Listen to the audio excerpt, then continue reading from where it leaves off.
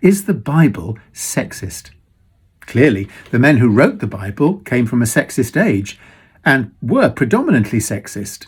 So they describe God as male. The main characters are male. Priests had to be male. Men's female slaves were regarded as their property, who they could beat and rape. Men sold their daughters to be slaves, offered them to be raped, even committed incest with them. Men, when threatened, pretended their wives were their sisters and let them be raped by others. If a man hit a pregnant woman and she gave birth prematurely, he just had to pay a fine. If a woman gave birth to a girl, she was regarded as unclean for twice as long as if it had been a boy. If a man was attracted to a woman, he could just rape her and marry her.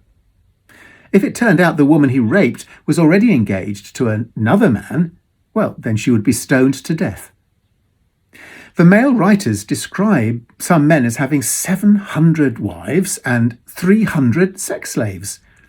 But if they suspected a woman of having an affair, she was forced to drink poison on the basis that if she was innocent, she would live.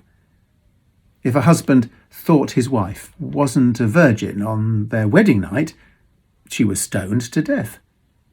If a husband decided he didn't like his wife, he could just send her away. Even in the New Testament, the sexism continues. The male writers describe God as male. They write that their male God impregnated a child to produce Jesus. They claim Jesus had only 12 male disciples. Talk about the new kingdom that was to come, address their writing to the brothers, say, we are all sons of God. They command wives to fully submit to their husbands, who they describe as the head of the family. They require women to dress modestly, not wear jewellery or braid their hair, and that their hair must be covered or cut off.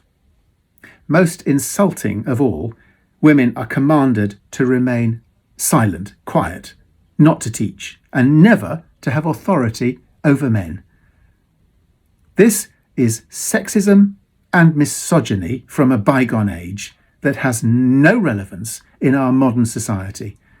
It perpetuates discrimination and prejudice and can be regarded as hate speech hiding in religious clothes. Christ is the Word of God, the living Christ, not the Bible. And Christ's words today lead us forward towards God's new, inclusive, enlightened society where all are equal, especially women and men.